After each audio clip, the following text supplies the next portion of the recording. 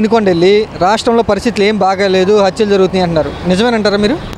ఆ మాట చెప్పలేం కానీ జగన్మోహన్ రెడ్డి కూడా బాగానే కార్యక్రమాలు చేశాడు కదా, ఆయన కూడా పరిపాలన బాగానే చేశాడు కదా. అనుకున్న మాట మీద నిలబడి మడం తిప్పకుండా కార్యక్రమాలు ఆయన చేశాడు కదా. ఆయన కార్యక్రమాలు ఏదైతే చెప్పాడో అది చేసుకుంటూ వచ్చాడు. ఏది వృద్ధులకి ఈరోజు బిడ్డలు చూడలేని పరిస్థితుల్లో ఈరోజు ఆ వృద్ధులకి భరోసా ఇచ్చాడు, వికలాంగులకు భరోసా ఇచ్చాడు. ఆయన ఇచ్చేటువంటి ఆ కార్యక్రమాలకి వాళ్ళు పోషం పడుతున్నారు వాళ్ళు నిజంగానే. ఎందుకంటే ఆయన కార్యక్రమాలు బాగానే ఉన్నాయి కదా. అసలు ఓడిపోతారని ఎవరు అనుకోలేదు, మరి ఓడిపోయాడు. ఓడిపోయినా ఆయన వెనుతిరగడు, ఆయన కార్యక్రమాలు కొనసాగిస్తాడు, మళ్ళా ఆయన అనుకున్న ఆలోచన నెరవేరుస్తాడు. అంటే నిన్న వినుకొండెళ్ళి జగన్ గారు మా పార్టీ కార్యకర్తల మీద దాడులు చేస్తున్నారు, చంపుతున్నారు అంటూ ఆయన అంటున్నారు. అంటే బయట పరిస్థితులు కానీ మీరు న్యూస్లో కానీ అలా కనపడుతున్నాయి మీకు? అది మంచి విధానం కాదు. ఎందుకంటే జరగబోయేటువంటి కార్యక్రమాల మీద దృష్టి పెట్టాలి కానీ, అభివృద్ధి మీద దృష్టి పెట్టాలి కానీ కక్షపూరిత కార్యక్రమాల మీద దృష్టి పెట్టకూడదు. దానివల్ల ఏంటంటే అభివృద్ధి కుంటుపడుతుంది. అది వాటి మీదనే ఏది రెడ్ బుక్లని, నల్ల బుక్లని, తెల్ల బుక్లని బుక్కుల మీద దృష్టి పెట్టకూడదు. ఎందుకంటే కార్యక్రమాల మీద జరగబోయే అభివృద్ధి మీద దృష్టి పెడితే మంచిది.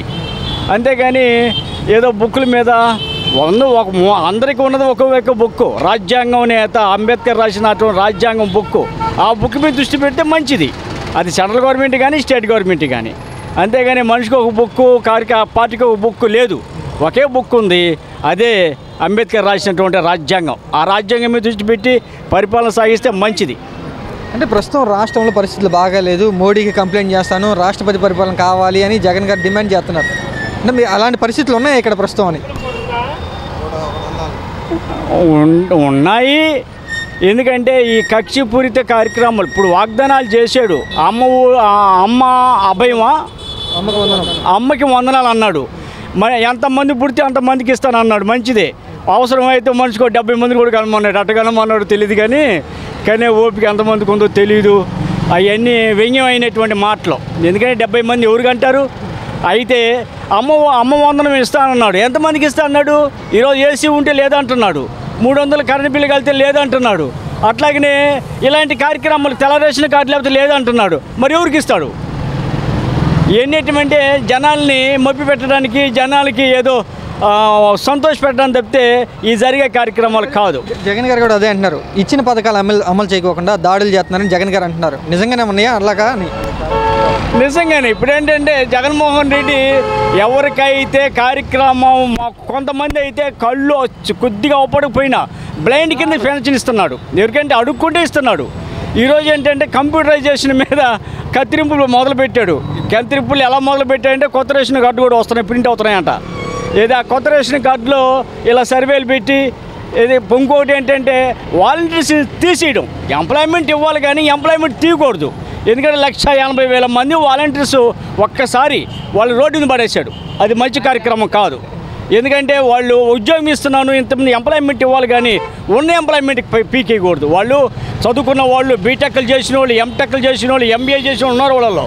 వాళ్ళు ఏంటంటే ఇతర ఏరియాలకు వెళ్లకుండా, ఇతర దేశాలకు వెళ్లకుండా ఇది సార్లు ఉండూరులో ఉన్నటువంటి కార్యక్రమం మీద దృష్టి పెట్టి నడిపిస్తున్న వాళ్ళు ఈరోజు రోడ్డును పడేస్తే వాళ్ళ జీవితాలు అగమ్య గోచరం.